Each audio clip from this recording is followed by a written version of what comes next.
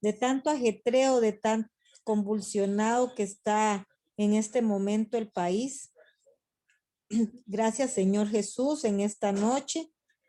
Gracias por tu santísima presencia. Tú has dicho que donde 2 o 3 se reúnen en tu nombre, ahí estás tú. Y sabemos, Señor, que tú estás con nosotros. Queremos agradecerte, Señor, esta oportunidad que tenemos de poder formarnos, Señor, de poder cada día recibir más estas enseñanzas para ser mejores evangelizadores cada día. También, Señor, en esta hermosa noche, yo quiero pedirte por esta situación de la pandemia. Queremos poner en tus manos, Señor, confiarnos a ti y a tu misericordia, confiar nuestro país, confiar al mundo entero. Te pedimos por todos los que están en los hospitales. Te pedimos, Señor, por los que están en las unidades de cuidados intensivos, por los que están sufriendo la pandemia en sus casas, el virus. Te los ponemos en tus manos, Señor. Pedimos que tu sangre preciosa, Señor, se derrame copiosamente sobre nuestro país y sobre todo el mundo entero.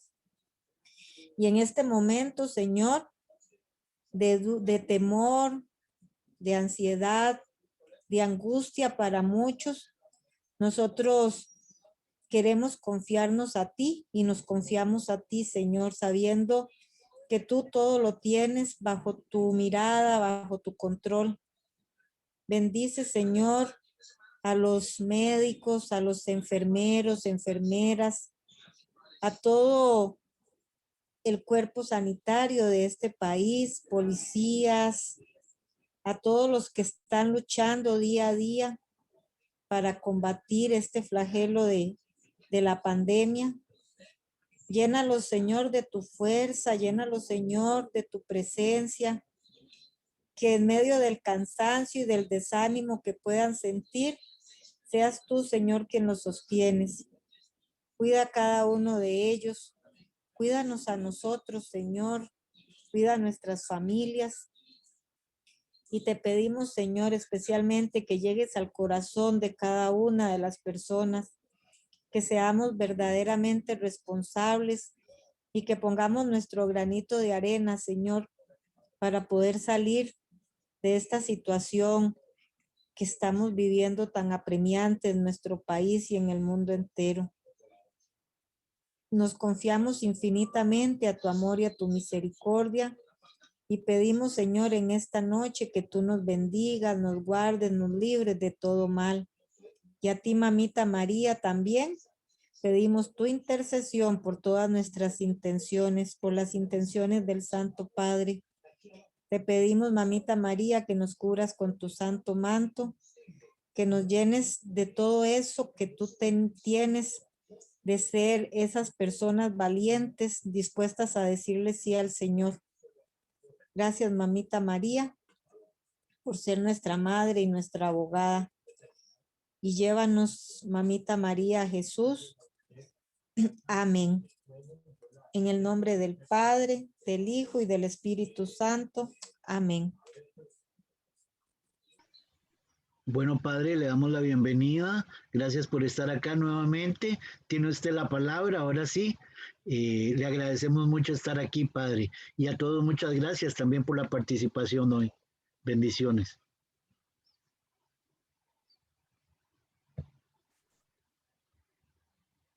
Bueno, buenas noches. Saludos a todos.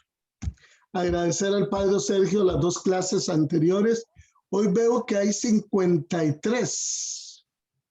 Bueno, está bueno. Empezamos 100, oramos por 53. Eso me alegro. Ahí vamos. No, sí. Eso es lo normal. Estaba preocupado la semana pasada porque vi que eran 21. Ustedes no se dan cuenta de lo que están haciendo. Ciertamente cuando uno tiene un problema, todo esto de las clases y la reflexión o las analíticas, como usted quiera llamarlas, vieras cómo nos ayudan. Nosotros Yo me alegro muchísimo, por ejemplo, de las 2 clases del padre Sergio, y viera las clases que vienen luego con el padre Jonathan sobre los grandes principios, como es el pueblo de Dios, la sinodalidad.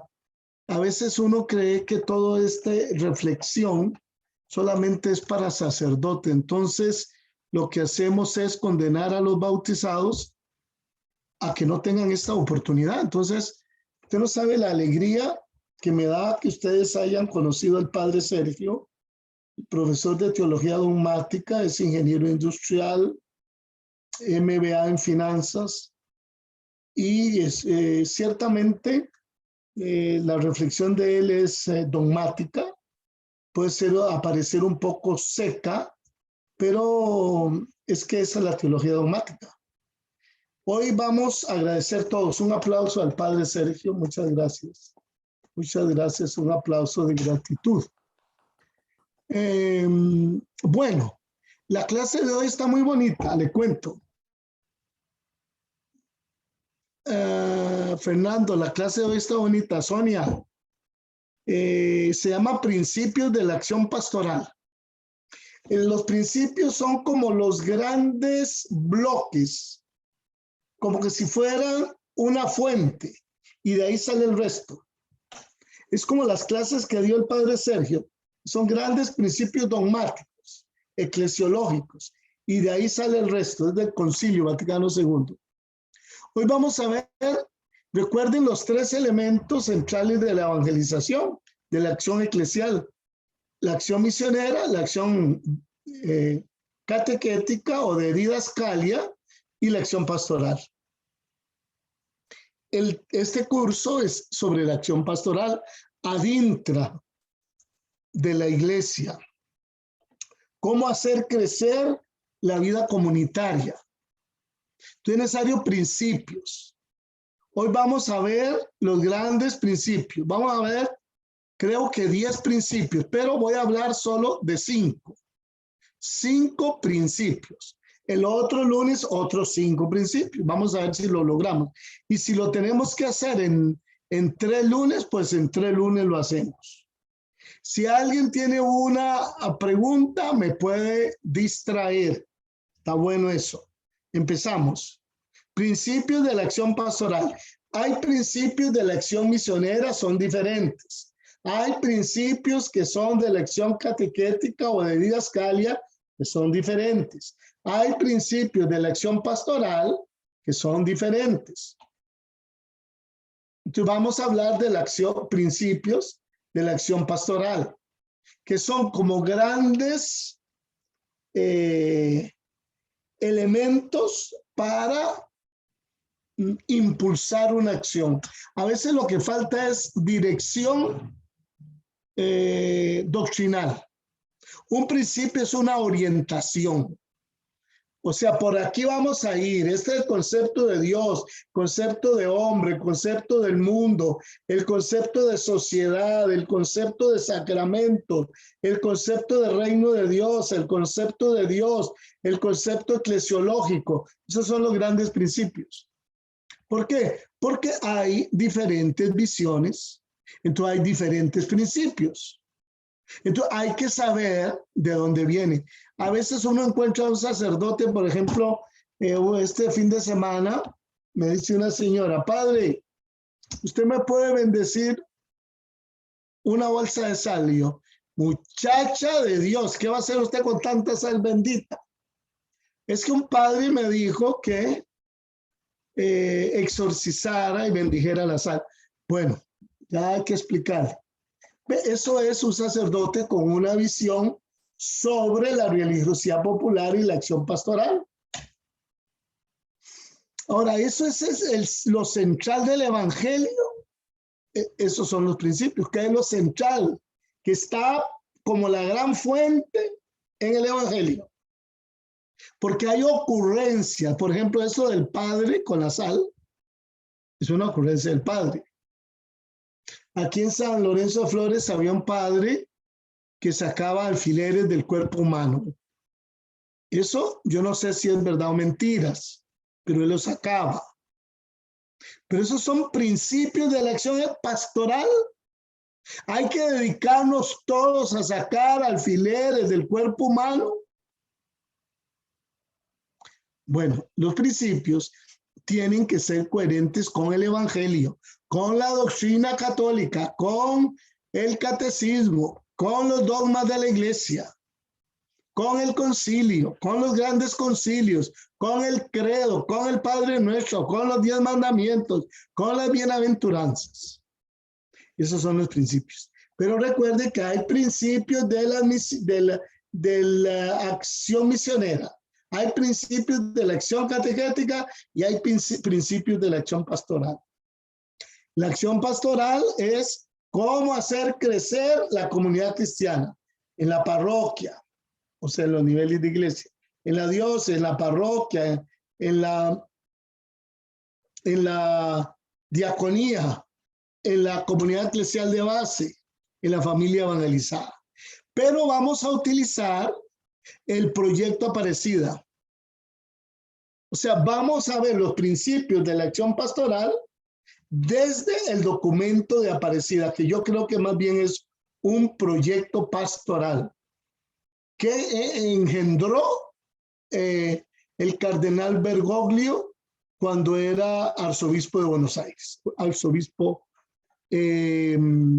cardenal, porque uno de los artífices teóricamente del documento de Aparecida o el proyecto Aparecida es el Papa. Bueno, primero, ahí son 10 indicadores que serían 10 principios.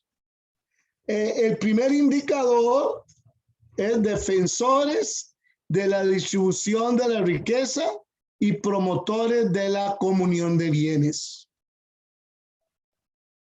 Ese es un gran principio.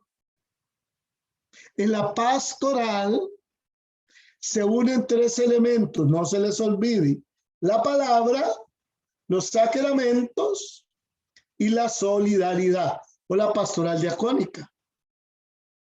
Ontológicamente, o sea, esencialmente, los 3 elementos tienen el mismo peso: la palabra, el sacramento y la solidaridad. O sea, es como que un cuerpo esté formado por la cabeza, el tronco y las extremidades. Forma parte de una sola cosa, de un cuerpo. Bueno, unos elementos más importantes, según el documento de Aparecida, es que nuestra vida de fe no podemos nosotros estar callados, aunque los políticos quisieran, respecto de que tenemos que ser defensores de la distribución de la riqueza y promotores de la comunión de bienes. Eso es muy importante. No solo la vida misa, no solo reflexionar la palabra, es necesario que también todos los seres humanos vivan conforme a la ley de Dios. Ahí está el primer indicador. ¿Cómo se hace que esto sea posible? En la renovación parroquial. Lo que pasa es que la parroquia solo se ha dedicado a dar sacramentos. Nada más. Una que otra ayudilla ahí social. Entonces es necesario la renovación parroquial. Esto aparece en los números, anótelo por favor. Y lo va a leer usted durante la semana. 170 y 170 hasta 172 son 3 números del documento de Aparecida que habla de la renovación de la parroquia. De lo contrario, vamos a estar preocupados como un padrecito por ahí de cuántos van a misa y cuántos no van a misa. Eso no es importante. Eso es esencial para aquellos que se han convertido al cristianismo. Y alguien que esté convertido al cristianismo, por más pandemia, seguirá yendo a la Eucaristía. Aunque tenga que escribirse, llamar por teléfono, porque la Eucaristía para esa persona es como agua viva. Entonces no hay que estar peleando por eso. Para ser cristiano es necesario tener una identidad. La renovación parroquial tiene que tener una identidad, o sea, tiene que saberse qué es renovación parroquial. Es solo dar sacramentos, bautizar, confirmar, casar, enterrar. ¿Es solo eso? No, eso es una pastoral de conservación y de sacramentos. Tiene que haber palabra, tiene que haber solidaridad, los tres elementos de la acción pastoral. ¿Cuál es la identidad de la renovación pastoral de la parroquia? Espacios de iniciación cristiana. O sea, tiene que haber momentos, espacios, lugares donde las personas inicien su camino de fe. Pero no solo para que hagan la confirmación, no solo para que reciban el bautismo. Puede haber personas que hayan recibido el bautismo y la confirmación, pero se necesita un espacio de iniciación cristiana, no solo para los sacramentos. Es que nuestra pastoral es dar sacramentos. También hay que dar sacramentos a los adultos. Solo se debe de generar espacios de iniciación cristiana que puede ser reflexión de la palabra, nada más. ¿Para qué? Pues para conocer más la fe. No se va a recibir ningún sacramento. Y eso es muy importante en las comunidades eclesiales de base. No para recibir un sacramento, sino para profundizar la fe. Esa es la identidad de la renovación pastoral. El otro elemento, espacios de educación en la fe, es diferente. Espacios donde profundicemos la doctrina, el catecismo, los dogmas. Qué bonito que las personas se sintieran necesitadas de educarse en la fe. Eso es una cosa extraordinaria. El otro elemento, espacios de celebración de la fe. También, pero no solo espacios litúrgicos de la celebración de la Eucaristía, sino espacios de celebrar la fe, que lo puede hacer un bautizado, que lo puede hacer una religiosa, que la puede hacer un seminarista, espacios de celebración de la fe. Pero a veces esos espacios de celebración de la fe se convierten como una misa. Pedir perdón a Dios, lecturas, peticiones, el Padre Nuestro. Eso es como una misa pequeña. ¿Cómo es eso? No, hay otras formas de celebración de la fe. Hay otras maneras. Y como no es un ambiente que está regentado por la liturgia, sino es más libre, más expresivo, más de signos, más diferente.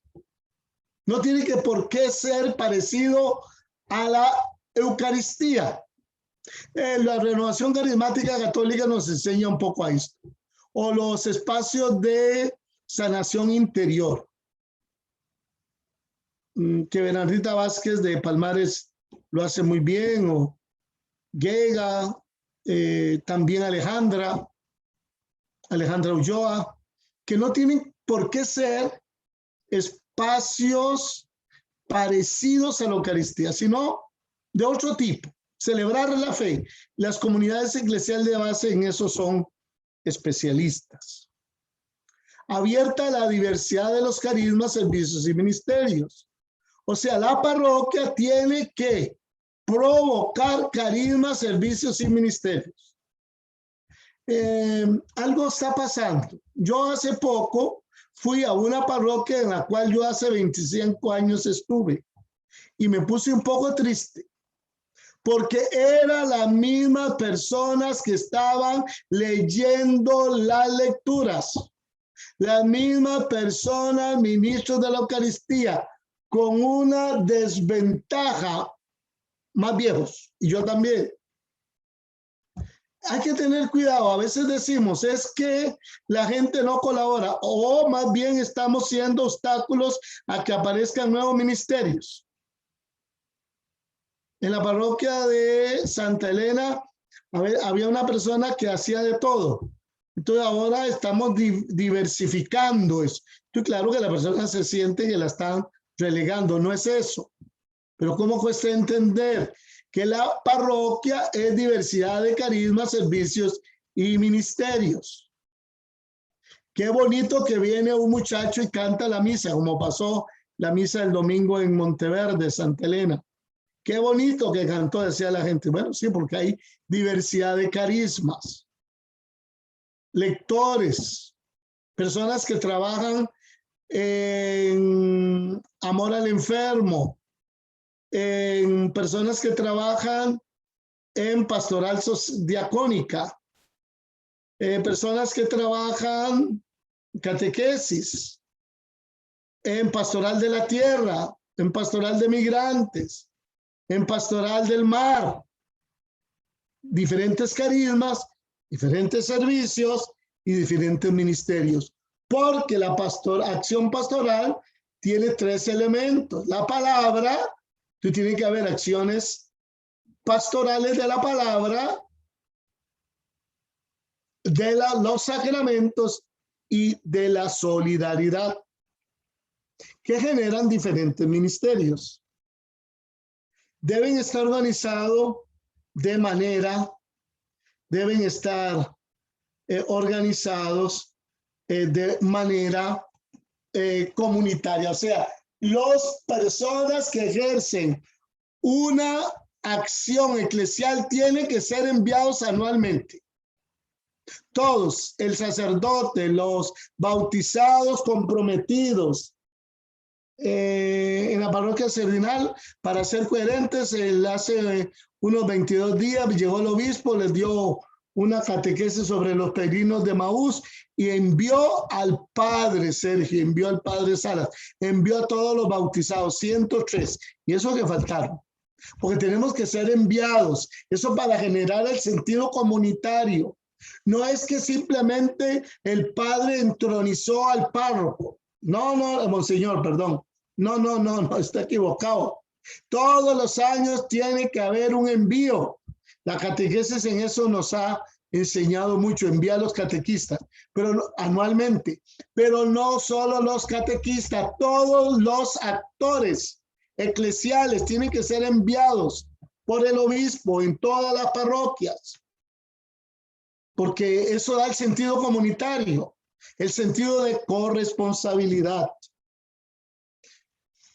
El otro es integradora, la parroquia integradora de movimientos de apostolado. En una parroquia donde hay 20 movimientos de apostolado, no creas, se genera una dificultad. Hay 5 que trabajan en pastoral familiar. ¿Cómo generamos esa comunión en esos 5? Respetando la diversidad y respetando pues la identidad de cada uno. Todos les prestan un servicio adecuado a la iglesia, pero hay que generar esa comunión. Lo mismo que en la acción diacónica, el aspecto organizativo, el aspecto asistencial, el aspecto de promoción humana y el aspecto de concientización. Es necesario que todos los movimientos tengan esos elementos. Atentos a la diversidad cultural de los pobladores. En todos los parroquias hay subgrupos, subpobladores, habitantes o pobladores. No es lo mismo este barrio que este barrio. Lo que en este barrio sirve, en este no sirve. Lo que a estas personas le llama la atención, a estas no. Pues usted dice, pero ¿qué es eso? Es muy difícil. Bueno, sí, ¿quién ha dicho que es fácil? No es que hay que en España hicieron una experiencia y le resultó a los españoles, pero puede ser que aquí no resulte. Vamos a buscar con creatividad pastoral y conversión pastoral, es llegar al evangelio. No es lo mismo hablarle a los judíos, a los griegos, no es lo mismo. Pablo se meten la cultura. Por eso es que no a todos, Pablo dice, habría que exigirles en la discusión con Pedro la circuncisión, porque eso es muy judío, de la cultura judía, no es de la esencialidad de la historia de la salvación. Esto es un elemento importante. Entonces tratamos a todos igual. Y es por eso que a veces la cultura de los pobladores originarios, de los pueblos originarios, no nos comprenden, porque no comprenden a veces ni el idioma, porque hablamos español y ellos hablan de otro idioma y los obligamos a que hablen español. Bueno, entonces nosotros somos los obligados a aprender el idioma que hablan en China Quichá o el idioma que hablan en el sur o en el norte. Imagínense ustedes Guatemala con esas grandes poblaciones de indígenas, o en Ecuador, pues tendrían que ser evangelizados en su propio lenguaje, porque hay diversidad cultural. A los griegos habría que hablarles en griego. A los incas en el idioma adecuado. De así en cada cultura. Pero claro que eso es difícil. Claro que es difícil. Nadie está diciendo que es fácil. Pero nosotros obligamos a los otros a lo nuestro. Y nos dejan hablando solos. Espacios, entonces, estos son los elementos que son importantes. Los volvemos a repasar. Ahí están. Eso le da identidad a la renovación pastoral. Y evitar de todo a la improvisación, y abiertos a proyectos pastorales que ayuden a la comprensión del Evangelio y la obra y la historia de la salvación. No sé si hasta aquí hay alguna pregunta. Otro elemento es: todos los creyentes somos responsables de la misión. Somos comunidades misioneras. La parroquia es una comunidad misionera. No nos vamos a contentar con que fueron o no fueron a la misa tal. No, es que tenemos que sectorizar el centro parroquial e ir a las diferentes urbanizaciones teniendo la paciencia para ir a evangelizar, no solo visiteo, evangelizar de diferentes maneras. Imagínense ustedes en Bogotá, en México, en Río Janeiro, que son grandes edificios, 20 edificios en un espacio pequeño, que no van a la parroquia. ¿Cómo llegar ahí? Ya aquí estamos viendo en San José unos edificios cerrados. Bueno, tenemos que pensar de otra manera. Eso es la renovación parroquial. Pensar que hay gente que está viviendo ya no en casas, sino en edificios. ¿Qué hacemos con eso? Que no nos agarre el toro descuidados, porque nos va a cornear. La cultura nos cornea. Luego salimos rascando. Las parroquias son comunidades misioneras. Aunque haya primera comunión, aunque haya bautismo, aunque haya lo que sea, la mayoría de los pobladores no son creyentes.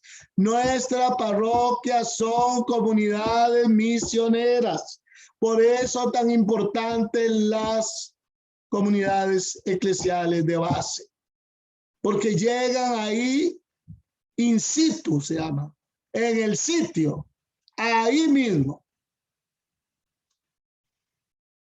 ¿Cuáles son las exigencias a las parroquias entonces para la renovación? Estamos en la primera, en la primera principio, que es la renovación parroquial. ¿Cuáles son las exigencias a las parroquias? Vamos a ver. Reformular estructuras, claro. reformular las estructuras. A mí me llama la atención. Hay consejo pastoral, pero no saben ni para qué es el consejo pastoral. El consejo pastoral no hay que estarlo reuniendo cada rato. Eso, ¿quién se le ocurre eso? ¿Para qué? Lo que hay que ir construyendo es crear primero una mentalidad, lo que estamos haciendo aquí. Bueno, Monseñor pidió que todos los consejos de pastoral estuvieran en el curso, pero bueno, parece que no están. Pero una de las funciones esenciales del consejo de pastoral antes de hacer acción es reflexión, porque no es hacer la acción pastoral a las tontas y a las locas. Por eso hay que reformular. El consejo económico. Consejo económico no solo para construir o para decir somos el consejo económico, es para apoyar las acciones pastorales, no solo para construir. Aquí no se necesita el consejo de asuntos económicos porque ya no hay nada que construir. ¿Cómo? ¿Y la iglesia no hay que construirla?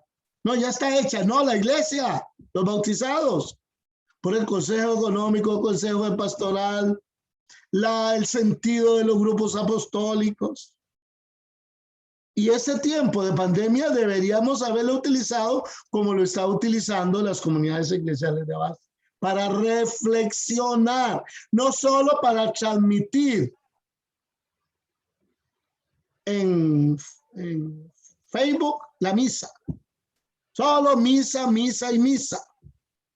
Y reflexión pastoral cero. Por eso felicitar, no porque yo lo estoy haciendo. En realidad no solo yo, ya Sergio, vendrá el padre Jonathan, vendrá el padre Claudio, vendrán otros sacerdotes para fortalecer la estructura. Los consejos de pastoral hay que reflexionar, inclusive en San Isidro General ya no los llaman de pastoral, sino de evangelización. Muy bien, padre Froilán, así se deben llamar, consejos de evangelización, porque tienen que ser consejos que animen la misión, la catequética y la acción pastoral. No solo adintra, porque el consejo de pastoral solo es adintra, adentro de la comunidad eclesial y obvia especialmente la misión. Hay que reformular las estructuras en la parroquia y en la diócesis. A veces la conversión pastoral o la renovación parroquial es lo mismo con diferente nombre. No, para eso hay que reflexionar, hay que pensar. Primero se piensa y luego se actúa. Primero se da la doctrina, los principios, como estamos haciendo, y luego nos ponemos a trabajar con esos principios.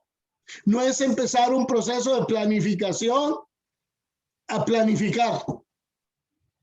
No, así no se hace. Hay que sentarse a pensar, a reflexionar cuál es la diócesis que queremos. A ver, ya si van a empezar un proceso de planificación, ya se sabe cuál es la diócesis que queremos. Ya se sabe cuáles son las parroquias que queremos. Ya sabemos qué es lo que queremos para evangelizar a los campesinos, para evangelizar a los políticos. ¿O ves que la planificación va a quedar en lo mismo? ¿Cómo confesar? ¿Cómo ir que vayan a misa? ¿Cómo hacer esto? Es lo mismo.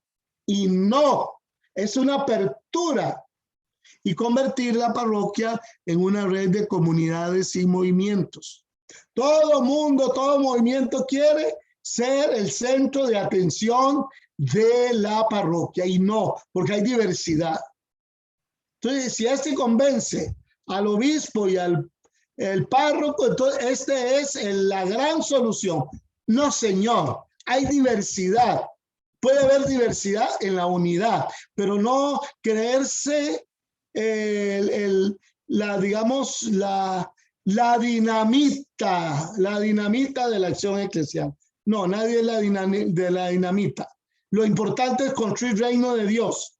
Por eso en el proceso de planificación hay que entender qué tipo de iglesia queremos, ¿Qué entendemos por reino de Dios? ¿Qué entendemos por ser humano? ¿Qué entendemos por sociedad? ¿Qué entendemos por diálogo con el mundo? ¿Qué entendemos de la diversidad cultural? Antes de empezar, tenemos que ponernos de acuerdo.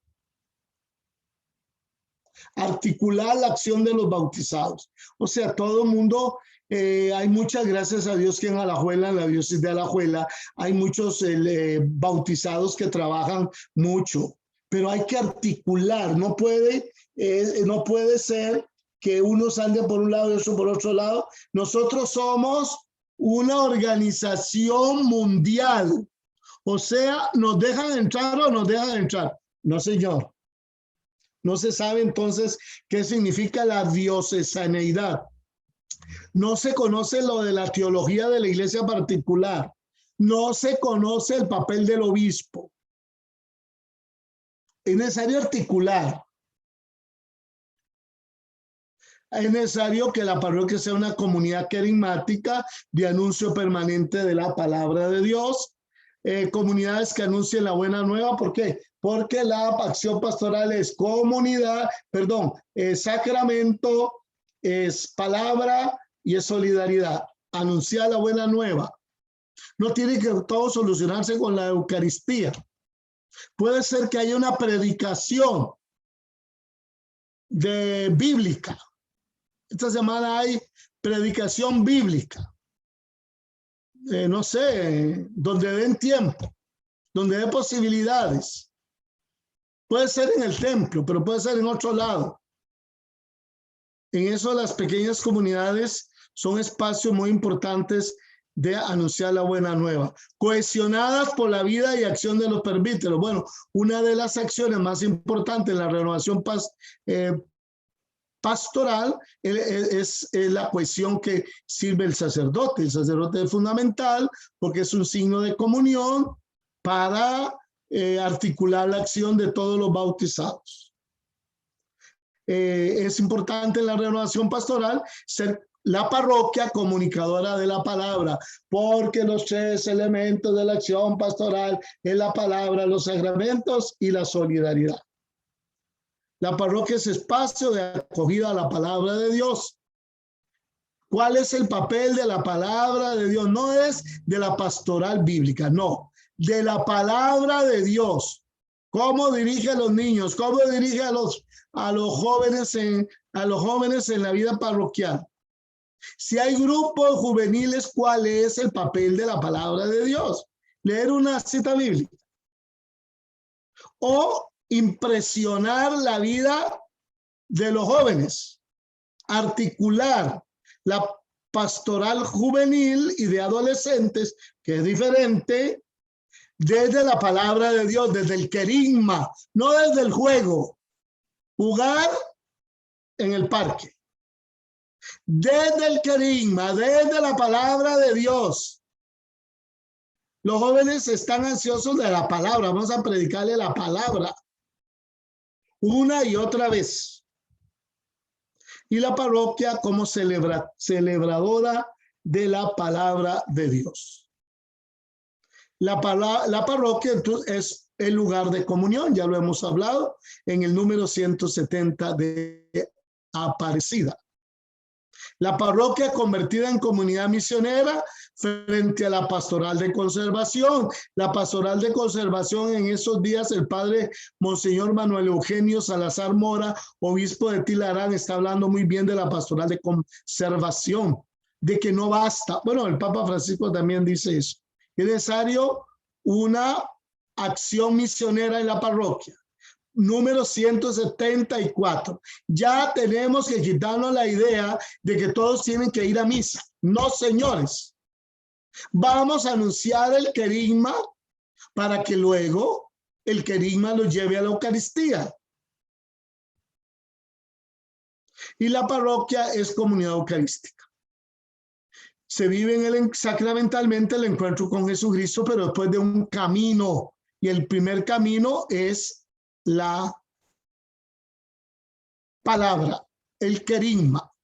Hasta el momento lo que tenemos que hacer es que firmen un documentito para que vayan a misa los niños en el catecismo.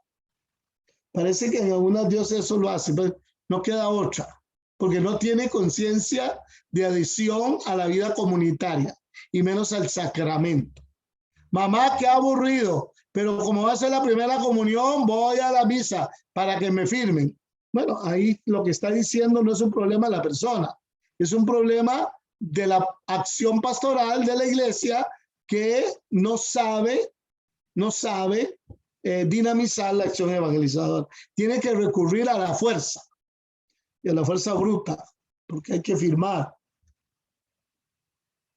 Y la parroquia es una comunidad samaritana, número 176. Ya hemos hablado de la acción pastoral hasta la saciedad. Cuando hablo de comunidad samaritana, es una comunidad como el buen samaritano, que siempre está dispuesto a levantar, a sanar las heridas, la pastoral de sanidad, la pastoral de privado de libertad, que Albán y su grupo han trabajado tanto, y otras personas.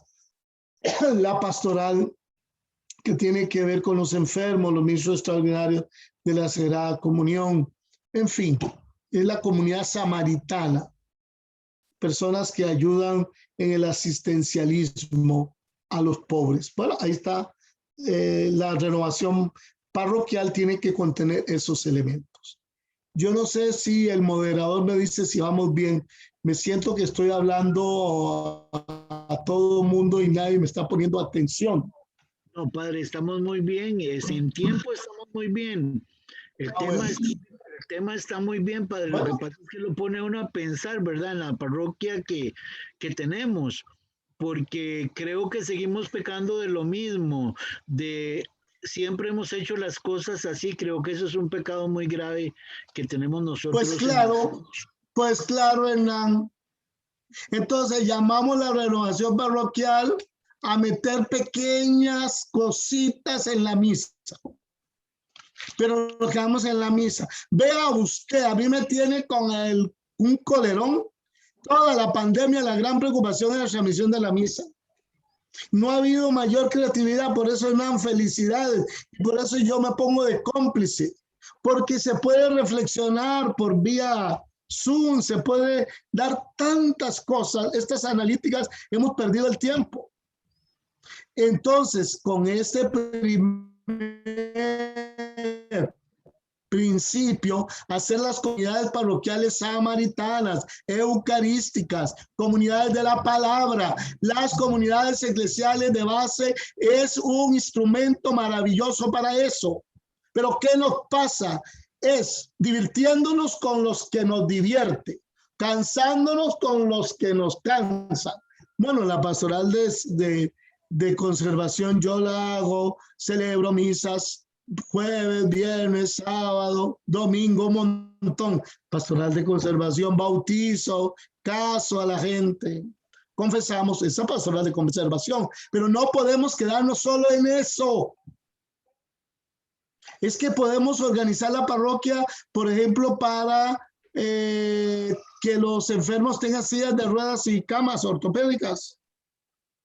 Si se puede hacer eso. Podemos ampliar, no solo dar diarios.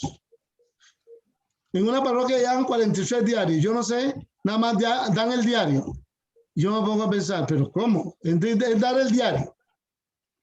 No, es pastoral de comunidad samaritana, no es dar diarios. Padre. Sí. Sí, buenas noches. Me parece con todo lo que usted nos dice hoy, y retomando un poco lo vivido en la experiencia pastoral, pues es profundizar un poco de lo que ya nos habían enseñado otras veces y usted incluido en ello, a través de los trabajos en la diócesis y en la casa pastoral. Me pregunto con esto es un documento conocido con todo eso que usted nos explica, no solamente en el área de los bautizados, sino en el área sacerdotal. ¿Cómo hace uno para, o en pro de esto, para combatir, si es la palabra, tal vez no la adecuada, contra resistencias del mismo prelado? Porque se pueden haber ideas, se pueden haber recursos incluso, porque en particular nosotros hemos dejado morir muchas cosas que teníamos porque nos enfrentamos a veces a unos pequeños muros de resistencias cuando nos dicen que ya esto no va, o esto mientras yo sea el párroco aquí no se hace. Le pongo en particular la pastoral juvenil diocesana, por lo menos en Grecia falleció mucho, se debilitó, pero teniendo en consecuencia de que siempre hay un líder o un pastor que nos dirige y a veces se resiste a esta apertura. ¿Cómo resolver eso? Porque material hay, laicos formados hay, pero se resisten a que estas personas sigan favoreciendo una acción pastoral más abierta, que uno que conoce la zona, conoce el lugar, conoce la cultura, conoce los pueblos, y a veces se nos cierran, o por lo menos en el caso particular se nos limita a algo estructural. Aquí el que mando soy yo y se hace bajo el camino que yo quiero que vayamos. Ay, Dios mío, ahora sí me puso en un embrollo.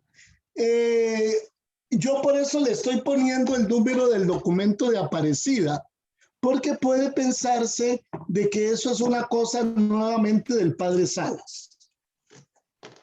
Es exactamente, ¿verdad? A mí me llamó la atención que un padrecito de la diócesis de Alajuela decía en un documento que en todo el trabajo, que fueron 20 años en la diócesis de Alajuela del proceso, decía que no sabían cuál era el título que yo tenía, que yo no era el vicario pastoral. Yo me maté como señor Barquero con otros andando por toda la diócesis, y muchos son testigos. ¿Qué fue lo que yo vi? Andando y desandando. Que hay que haber es una palabra que es muy desestructuración, porque el cleros solo piensa en los sacramentos. Alguno que otro pues habla de otras cosas, o algunos otros por la personalidad de la imagen. Bueno, usted me pone a hablar y yo comienzo a pecar, pero el problema es que donde debe haber la renovación parroquial es de todo el pueblo de Dios, y claro que iniciando con los sacerdotes, porque es como igual un médico tiene que actualizarse. Entonces, ahí yo no puedo solucionar el problema. Tendríamos que ver qué hace el obispo, porque es importante que a los laicos no les restrinjan. Usted puede disonar, puede pelear, puede hacer lo que sea, pero a un bautizado no se le puede quitar su lugar dentro de la vida de la iglesia. No se le puede quitar el lugar. Puede ser que no piensen como yo, pero no se le puede quitar el lugar. Ahora, si el bautizado quiere imponer, pues tiene la misma actitud del cura. No es tan fácil eso. Solucionar eso, tendría que haber lugares de encuentro entre, por ejemplo, la reunión de vicaría debían de ser todos los bautizados con los presbíteros. Yo no entiendo por qué tienen que ser solo si las vicarías foráneas son un momento de acción pastoral, pero eso lo hace el clero. Durante un tiempo en la diócesis de Alajuela tuvimos que fuera con los laicos, pero como que les cuesta, eso les es como una traba, se les olvida dónde vinieron, y los presbíteros son bautizados igual que cualquiera de ustedes, y la visión es el signo de comunión. Entonces ahí necesitamos más diálogo, más sinodalidad. Yo espero con el proceso de planificación que quiere empezar Monseñor Bartolomé, pues eso se lime, pero es un momento de diálogo, de encuentro. Tampoco yo no veo que sea mala intención de los presbíteros, sino que el presbítero ve mucho el sacramento, pero hay que renovarse. Por eso que yo le pongo los números. Ahora, ¿qué culpa tengo yo que esto lo diga Aparecida? El asunto es, ¿qué culpa tengo yo? O sea, no es una cosa mía. El problema es para qué se ponen a hacer documentos que luego nadie va a utilizar. Es que me pone a mí de los diantres. Y nos dan el instrumento y luego nos quitan la fuerza. No, señor, ahí está la parroquia, espacio privilegiado para la reconciliación de los curas, de los bautizados, bueno, de la reconciliación con todo este momento que estamos viviendo. La parroquia tiene que ser un lugar privilegiado de la pastoral de la sanidad.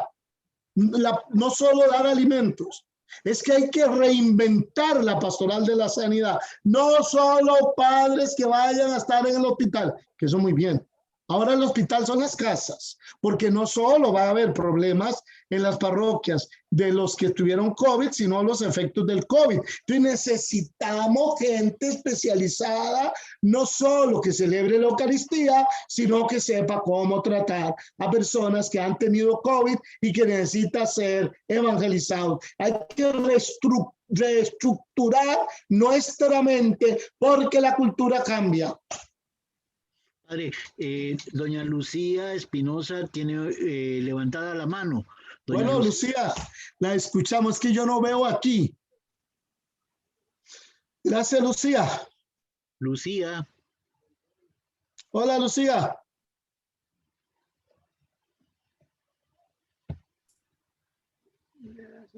No. Creo que la bajó, Hernán. Bueno, si vuelve a aparecer, me avisa. Sí, señor, está bien. Ok, y la parroquia es el lugar donde se desarrollan y crecen las comunidades eclesiales de base. Si usted oyen decir que eso no va, que lea el documento de Aparecida, que lea el documento de Puebla, que lea el Concilio Vaticano II, que lean los documentos sobre el lugar de las comunidades eclesiales de base como lugares privilegiados donde se desarrolla la acción eclesial, que no solo es eucarística, es un lugar propio del bautizado, que ahí anime la fe de los hermanos, palabra, palabra y palabra. La comunidad eclesial de base es palabra, palabra y palabra. Vida cotidiana, solidaridad y, ¿por qué no, sacramento? Pero nadie puede valorar el sacramento si no ha tenido esa experiencia de adhesión. El número 178 y 180 de Aparecida. Ahí están los números. Padre, Lucía levantó la mano otra vez. Bueno, a ver, Lucía. Lucía Espinosa.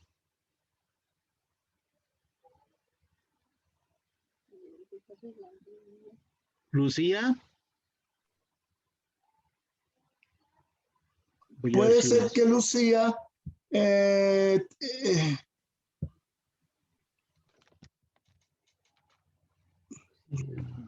no, padre, no. Bueno, sigamos. Sí, señor. El otro elemento de la renovación parroquial, no se les olvide de las comunidades eclesiales de base, que es el lugar privilegiado. ¿Y cuáles son las características eclesiales de base, de las comunidades eclesiales de base? Atención, animadores. Esto viene en el documento de Aparecida, pero también de Puebla, Santo Domingo, Medellín. ¿Cuáles son? Porque son lugares especiales de la palabra y de la solidaridad hacia la comunión eucarística.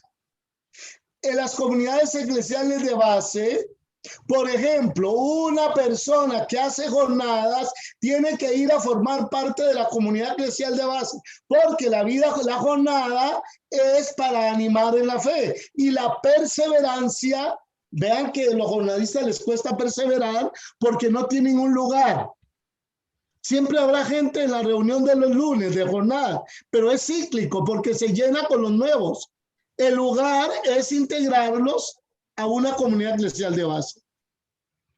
Un grupo de movimiento familiar cristiano, yo no sé si todavía anda caminando por ahí, o de otras experiencias de familia. Bueno, esa comunidad puede, también deben de estar los miembros metidos en la comunidad eclesial de base, apoyando desde ya la experiencia que ellos han tenido en la comunidad matrimonial, porque es el inicio de la estructuración eclesial, es como el trampolín para crecer en la fe, y debe ser palabra, vida, palabra, vida, palabra, vida, palabra, vida, porque es carismática. La comunidad eclesial de base es carismática. Y ese es el mejor instrumento, por ejemplo, en las grandes ciudades, introducir una familia y que ellos al interior, como una abeja, vayan construyendo una comunidad de fe. No es tan fácil, pero ¿quién ha dicho que sea fácil? Pero se puede hacer. Pero tenemos que desestructurarnos de esperar que la gente venga al templo. No, ya ese tiempo pasó. Olvídense de eso. O vamos o nos vamos a quedar solos. Yo creo que nos vamos a quedar solos. Por ahí veo unas discusiones y la gente dice, ¿qué profeta más grande? Yo no veo que sean profetas, sino había gente que genera dificultades en la comunión. Pero mejor dejar eso por un lado. Foco de fe. Las comunidades eclesiales de base son foco de fe. A mí me gusta llamarlo foco porque es necesario tener las baterías. Un foco sin baterías no es luz. ¿Cuál es un foco de fe? La fe es la luz. Y las baterías es la palabra, es la fe.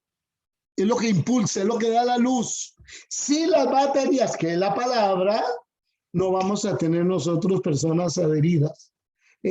Por eso ustedes ven en los grupos de las iglesias no católicas, de la Reforma, por ejemplo, que es palabra, palabra, palabra y palabra. Y a través de la palabra es un sistema de la vida. Ellos nos enseñan. Ellos nos enseñan mucho. Es un foco de fe, con todo lo que significa la palabra foco.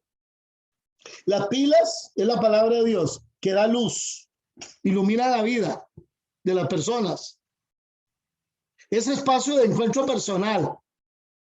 Son excepcionales. No se detengan en no hacer comunidades eclesiales de base, aunque sea una por año de 5 personas.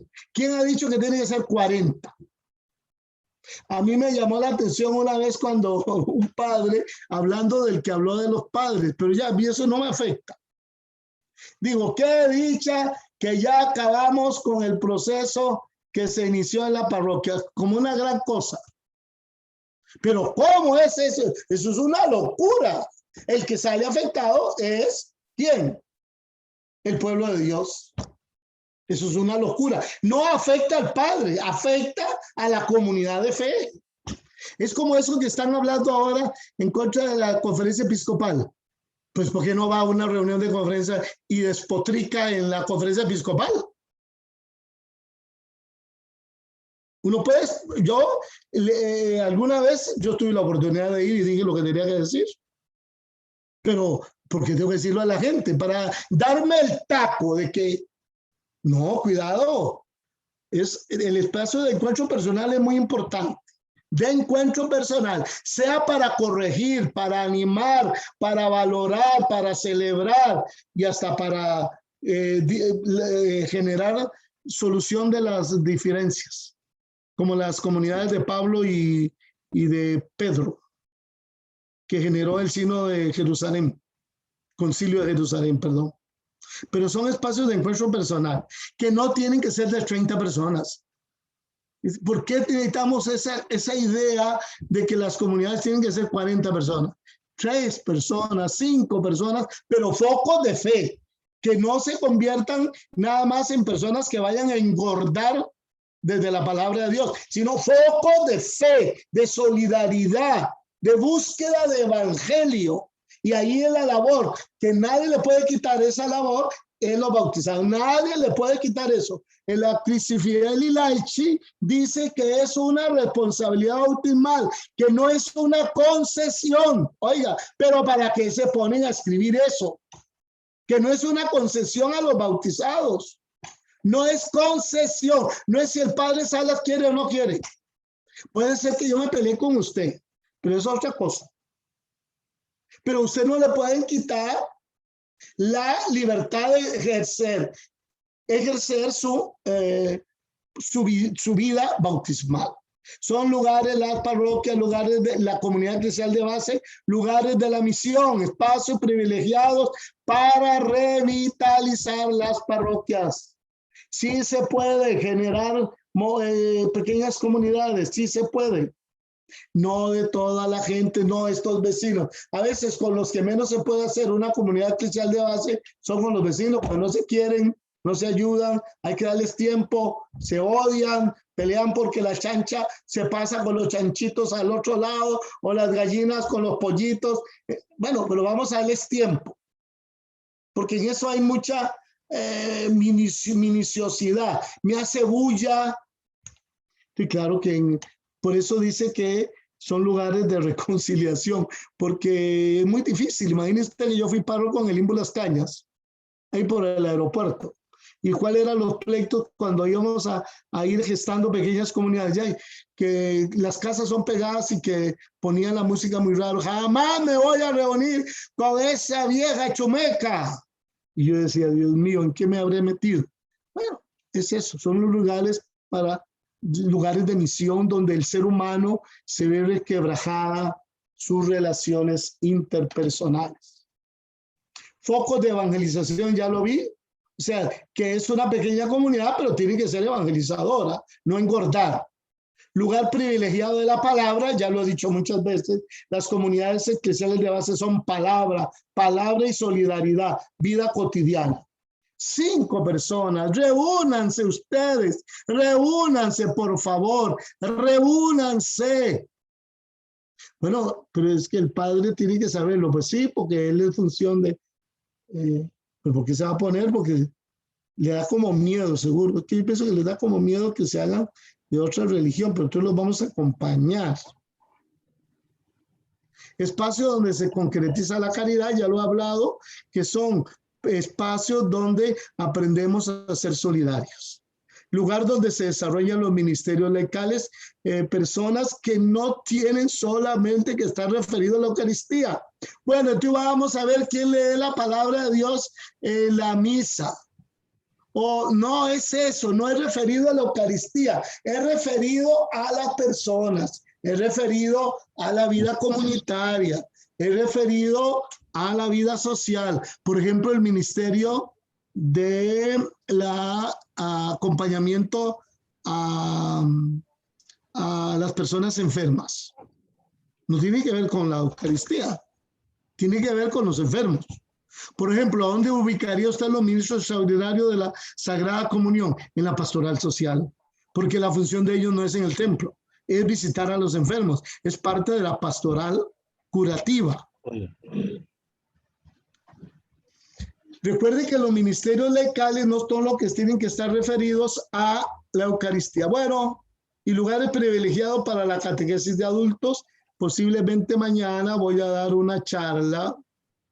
Al que quiera se puede conectar sobre el concepto de adulto en la evangelización. Yo lo voy a dar mañana a las 7 de la noche, a las 6 o a las 7. Es un tema muy bonito. Yo le voy a mandar el link a Hernán, porque es un tema desde la psicología social comunitaria, el concepto de adulto y cómo, digamos, un adulto está preparado o no para recibir la catequesis de adulto. ¿Qué pasa? Desde la psicología social, el concepto de adulto. Y si ellos están en capacidad de recibir la catequesis de adulto. Ahí hay un elemento muy interesante. Mañana lo voy a dar a unos catequistas a las 7. Yo voy a mandar el link a Hernán. Es una reflexión interesante porque es desde la psicología social comunitaria para entender el concepto de adulto y referido a la catequesis de adultos. Mañana es. ¿Cómo renovar la parroquia hoy? ¿Cómo se integra renovación y mantenimiento? Esas 2 preguntas tienen que contestársela a Hernán. En 2 renglones. ¿Cómo renovar la parroquia hoy? Y a mí me gustaría que Hernán empiece a leer unas la próxima semana, ¿Hernán? ¿Y cómo se integra renovación de la parroquia y mantenimiento? O sea, la pastoral de mantenimiento es la pastoral sacramental que tiene que estar ahí. Pues claro, que tiene que estar ahí. Pero ¿cómo se integra eso? Esas 2 preguntas todos con mucha alegría reflexionan, se lo envían y Hernán escoge unas y las lee. La idea era leer todo. Bueno, yo pensé que iba a ser 5 los principios y apenas salí con uno. Nos faltó tiempo, pero esto yo creo que nos va a llevar 10 lecciones, pero no importa, es mejor ir despacio. ¿Hay alguien que tiene pregunta? Levanten la mano. Padre, sí, sí, Jorge. Sí, gracias, padre. Jorge Arce, parroquia Santa Cecilia del Coyol. Hola, Jorge. Me llama mucho la atención y me alegra mucho también, es que a como vamos avanzando en el curso, cada vez nos vamos dando cuenta de la enorme misión que tenemos, ¿verdad? Y como decía el otro señor que compartió hace un rato, a veces cómo nos cuesta no quedarnos callados ante una realidad, ¿verdad? Por ejemplo, cuando usted habla de comunidades eclesiales de base y cuando los que hemos vivido toda esta experiencia de comunidades eclesiales de base, nos damos cuenta de todo, de las maravillas que suceden en una comunidad eclesial de base, ¿verdad? Y bueno, por algo es un nivel de iglesia, ¿verdad? Porque de ahí podemos comenzar a dar pasos junto con mucha gente. Entonces, ¿cómo ser cada día? Y a eso es lo que quería decir al principio, ¿cómo ser cada día más valientes para defender este proceso? ¿Cómo ser más valientes para, como decía el compañero, bueno, para poder pedirle una reunión, por ejemplo, a un sacerdote que llegue y que diga que a él no le gustan las comunidades, ¿verdad? Qué difícil, ¿verdad? Pero Jorge, señor, lo único, Jorge. Sí, señor, dígame. Lo único que le digo que no sea trompada limpia. Eso sí, no, jamás. Si no, pues con diálogo ahora. El problema es que esto es un gran proyecto de evangelización que está contenido en Puebla, Santo Domingo, Medellín, Aparecida. ¿Para qué se ponen a escribir los obispos esto? Mejor no escribieran nada, porque no lo volvería uno loco. ¿Me entiende, Jorge? Claro, que dicha que lo escribieron y más bien, claro que sí, todo esto, pues lógicamente dentro de la caridad y el amor con que tenemos que vernos todos hermanos, ¿verdad? Ahí es donde podemos verdaderamente a veces o defender en lo que creemos, ¿verdad? Sí, muchas gracias, Jorge. Escriba eso, escríbalo aquí, escríbalo. Ok, gracias, padre. Padre, doña Lucía levantó la mano otra vez. Vamos a ver, ha tenido problemas con el audio, me dijo. Vamos a ver si puede doña Lucía activar el audio. Bueno, escuchemos a Lucía. Buenas noches, padre. ¿Me escuchan? Hola, ahora muy sí, bien, Lucía, muy bien. Buenas noches, padre. Que el Señor le bendiga. Vea, yo pertenezco a Nuestra Señora de Fátima de Limbo Las Cañas. Yo he estado muchas veces presentes en su parroquia donde usted ha estado, ¿verdad? Acá en el Limbo, ¿verdad? Las comunidades de base han desaparecido. No hay, ¿verdad? Porque en tiempo de que vino un sacerdote, pues simplemente se desintegraron. Hoy día, ¿verdad? A mí me tienen acá en este grupo y es muy interesante todo lo que se habla, ¿verdad? Y es muy enriquecedor lo que se aprende, pero vieras de que acá lo que hay es un ministerio de oración. Usted nos conoce, el ministerio de oración que hay aquí en el Limbo Las Cañas.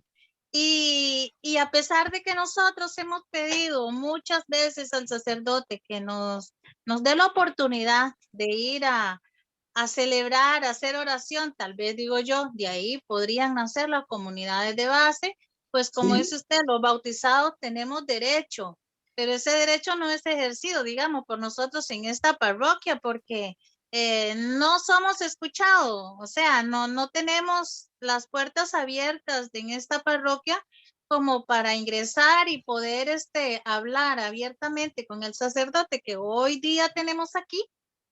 Y porque no entiendo yo por qué a veces los sacerdotes, padre, se ensañan con personalidades, ¿verdad? Y yo pienso que la fe sobre todo es la que debe prevalecer, el evangelio, el anuncio, expandir el reino de Dios a través de quién, de las personas que estamos dispuestas a hacerlo. Pero a veces porque hay una X personas que no nos gustas, entonces pues de ahí nos cierran las puertas. Y yo pienso que con este ministerio que hay acá de oración, podríamos llevar a cabo comunidades eclesiales nuevas, ¿verdad? Ya que se han alejado muchas personas. Yo sí creo, Lucía, que ustedes son, ¿cómo les diría yo? Son personas que no hacen daño. Yo conozco el grupo, no van a hacer daño. Lo que pasa es que a veces hay que darle tiempo al Padre. Lo que no quisiera, Lucía, tenga misericordia de mí, es que se convierta el curso en un quédese aquí como canal que 6. Pero bueno, es un buen espacio para quedarse. Yo no tengo ningún problema de dar la cara por ustedes. Yo no tengo ningún problema porque yo no aspiro a nada más a morirme en paz. Pero, Lucía, sigan rezando, sigan orando. ¿Entienden? Gracias, Padre. Gracias. Sigan orando, porque Dios tiene su momento. Amén. Recen por el Padrecito. Yo ni me diga quién es, yo no sé ni quién será, pero siguen rezando por el Padre.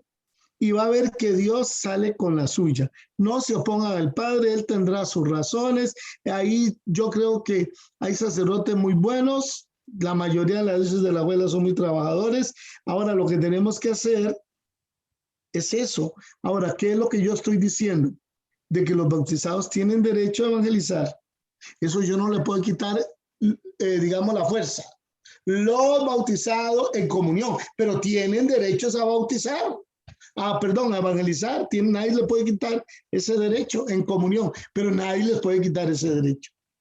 Más bien deberíamos de agradecer que hay muchos bautizados inquietos. Bueno, vamos a ver, pongan el huevo. Yo pienso que sí, en administración, hay arriba la cabeza, hay cuadros medios y luego están los cuadros de operación.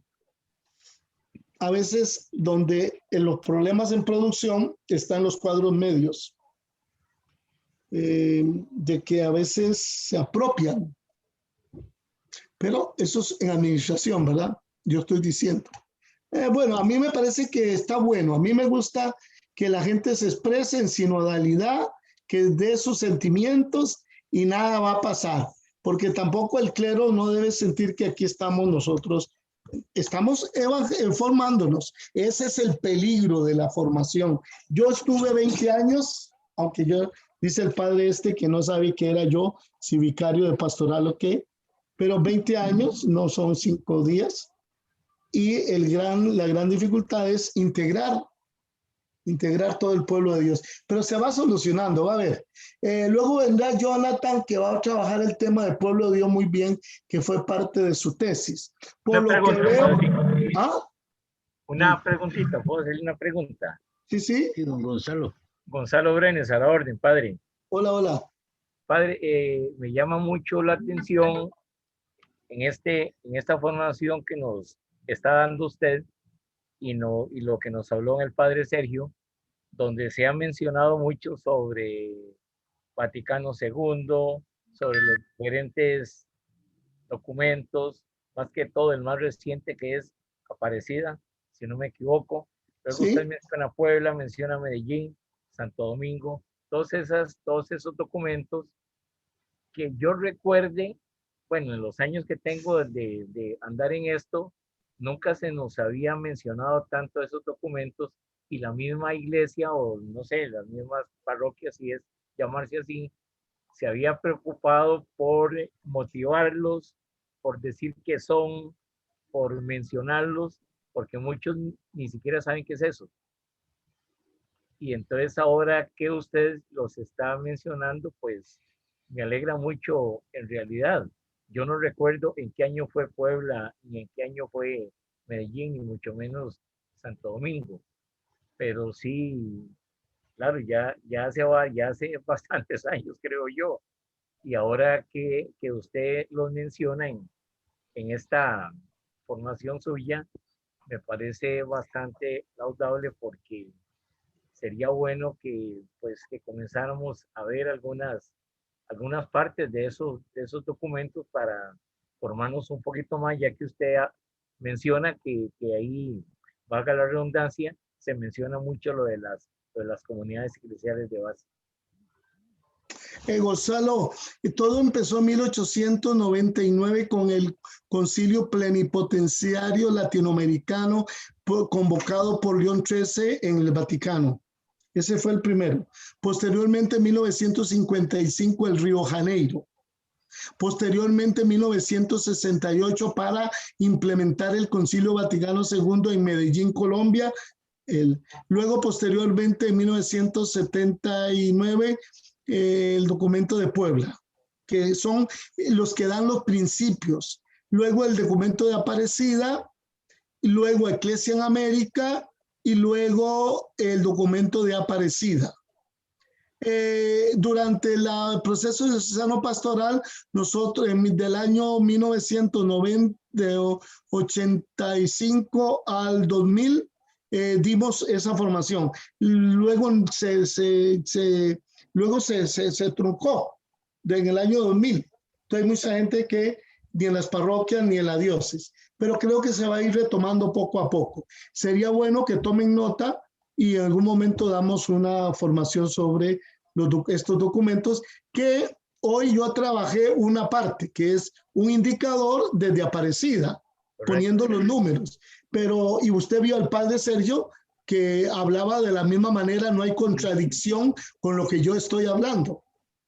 Sí, porque el padre Sergio lo que mencionó mucho fue lo de la Lumen Gentium. Sí, porque ese es el documento central para entender el tipo de iglesia que queremos formar. Sí, señor. Entonces, bueno, ahí va Gonzalo, ahí vamos viendo que todo esto que tiene la iglesia es un tesoro.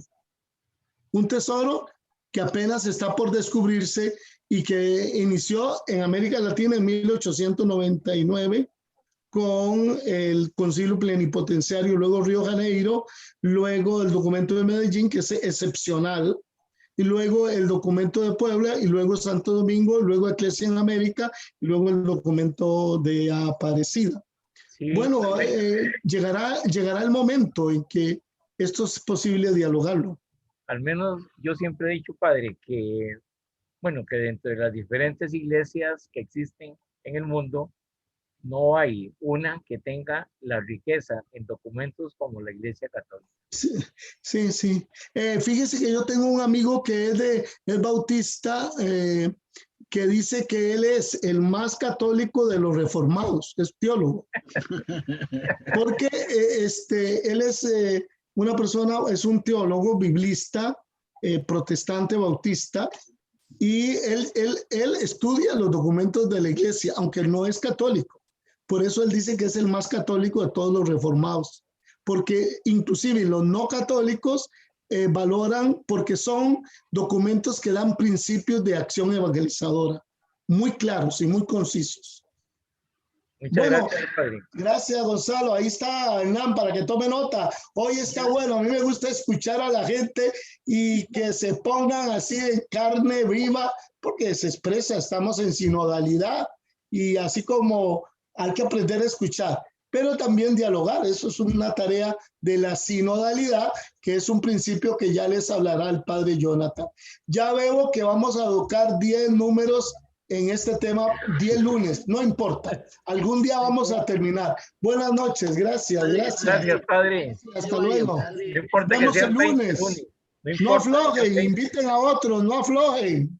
Padre, no se vaya. Jesús no se bajó de la cruz. Jesús no se bajó de la cruz, recuerde.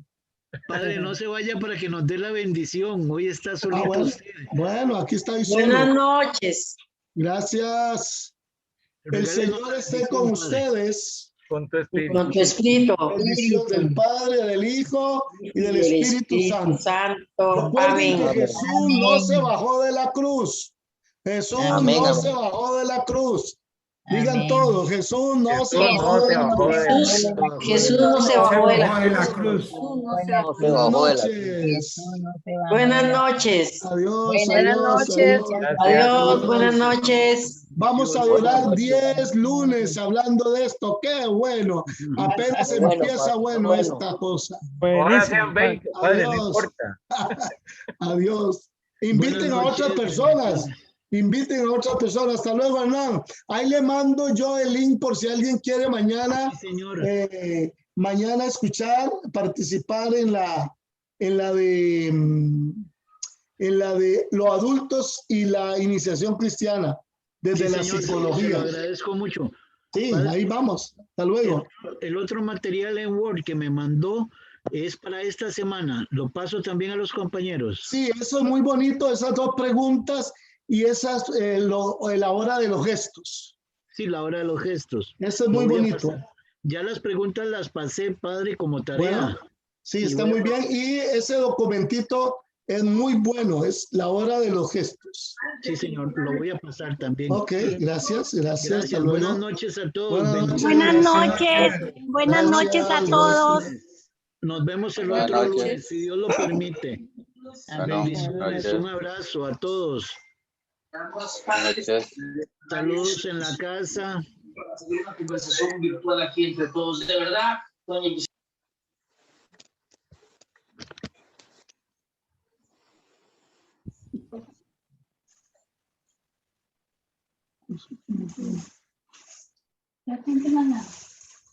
No, no.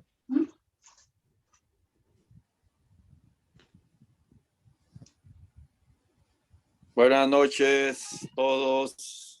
Bueno, Buenas gracias, noches a buenas todos. noches. Que Dios lo bendiga. Bueno, Walter. Buenas Bueno. noches a todos. Buenas noches, que Dios Buenas los noches. bendiga. Gracias por estar. Hasta el otro lunes. Si Dios Si lo Dios permite, quiere. sí, señor. Así es. Buenas noches, Nos don vemos. Hernán. Gracias, saludos, igual. ¿Qué habla Heiner? Sí, Heiner, claro que sí, de Sarchí. Claro que sí, Heiner, gusto en saludarlo. Bendiciones. Walterito, ¿qué Sí, lo veo? señor. Lo veo ahí bien acostadito. Como siempre, como siempre. Que Dios lo bendiga, gusto en saludarlo. Bueno, igualmente. Fernán, mi hermano, ¿qué? Desde las 6:30. Todo bien, mi hermano. Todo bien, gracias a Dios. Bendiciones para todos, para su familia también, Hernán. Cuídense mucho. Igualmente usted.